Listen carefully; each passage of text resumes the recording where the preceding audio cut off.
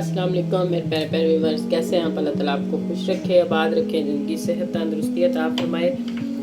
तो आइए आज हम ईद के लिए स्पेशल एक डिश लेकर आए। बहुत ही आसान और बहुत मज़े की रेसिपी है, ये बहुत जल्द बनने वाली। तो सेवियां तो हम दूसरी भी बनाते हैं, लेकिन ये उनसे थोड़ी सी डिफरेंट है और तरीका भी इसका थोड़ा सा डिफरेंट है। और ये बहुत ही मज़े की और बहुत टेस्टी बनती है और बहुत जल्द बन जाती है। तो ईद आने वाली है माशाल्लाह, मीठे पे तो दिल करता है हर एक का। तो इसी दौरान अगर आपको मेरी वीडियोस अच्छी लगे तो जल्दी से मेरे चैनल को सब्सक्राइब कर दें, लाइक करें, शेयर करें ज़्यादा से ज़्यादा, और वीडियो को एंड तक लाजमी देखा करें, क्योंकि आप कोई सी भी ऐसी चीज़ होगी जिसको स्किप कर देंगे और वो आपकी डिश वैसे मज़े की नहीं बनेगी जैसे बननी चाहिए। तो आइए बनाना स्टार्ट करते हैं बिना टाइम ज़ाया किए, बहुत बातें हो गई। तो सबसे पहले हम कढ़ाई ऊपर रखेंगे। तो इसमें ये चीनी है जो ये 5 से 6 चम्मच इसी तरीके से डालनी है, कुछ भी इसमें नहीं डालना, नहीं पानी और ना ही घी, कोई चीज़ इसमें नहीं जाएगी। इसको हम इस तरह सारी करके अच्छे से फैला के तो बिल्कुल दम वाली आंच पे जो इसको छोड़ दें और ये मेल्ट होनी शुरू हो जाएगी।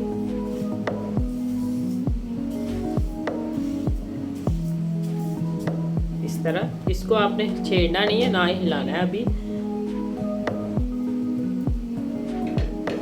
इसको मैंने बिल्कुल स्लो दम वाली आंच पे रख दिया है। तो इसको तकरीबन 6 से 7 मिनट लगेंगे बिल्कुल स्लो आंच पे दम वाली पे पिघलते हुए। तो ये देखें, मैंने तकरीबन इसे 6 से 7 मिनट तक जो है वो चूल्हे पे इस तरह रखा है और रख के ये मेल्ट हो गई है। और ये देखें, मुझे कलर इतना ही चाहिए। अगर आपको ज़्यादा तेज़ कलर चाहिएगा तो फिर ये सारी चीनी को इसी तरीके से आप मेल्ट करेंगे, तो इसको हिलाएंगे नहीं। तो अब मैं इसमें डालती हूँ, तकरीबन मेरे पास है 2 किलो दूध,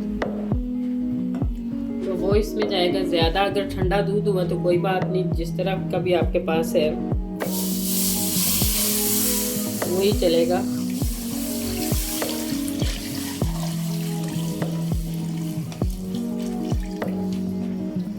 सा हम बचा लेते हैं, ये मुझे बाद में चाहिए।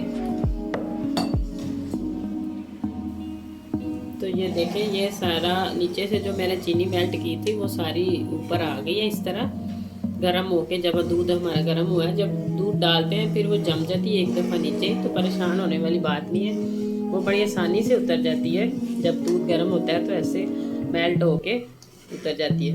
और इसका फ़ायदा ये है कि इसमें देखें कलर कितना मज़े का आया, जैसे आप खोया डाल कर बनाते हैं ना, उस तरीके से ये इसका कलर और टेस्ट जो है वो बहुत ही मज़े का होता है।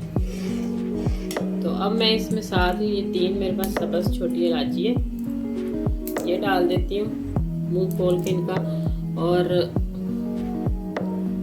ये 1 कटोरी तकरीबन मेरे पास छोटी, या 1 कप समझ ले चाय वाला छोटा, ये बनता है 2 किलो दूध में सेवइयाँ जाती हैं ये।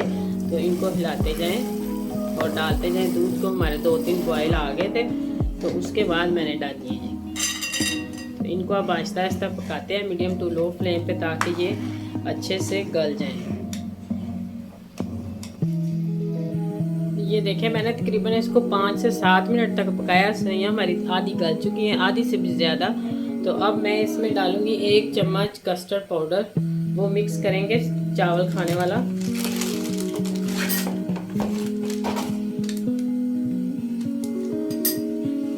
हमने बचा के रखा था उसमें, इसका टेस्ट ज़रा अच्छा है और मज़ा दुबाला हो जाए। इसको डालने से बहुत ही मज़े का बनता है। ये 1 चम्मच पाउडर है, कोई सा भी आप ले सकते हैं, कलर ज़रूरी नहीं। इसको अच्छे से मिक्स करके, ताकि इसमें कोई गुठली वगैरह ना रह जाए। तो ये हम इस तरह इसको आग को तेज़ कर देते हैं और आहिस्ता आहिस्ता इसमें डाल देते हैं। और तकरीबन हम 5 से 7 मिनट फिर इसे पकाएंगे, ताकि इस दूध का और जो दूसरे दूध मिक्स हो जाए और अच्छे से इसका कच्चापन ख़त्म हो जाए और कस्टर्ड जो है वो हमारा अच्छे से पक जाए। और बहुत ही मज़े का माशाल्लाह ये बनता है।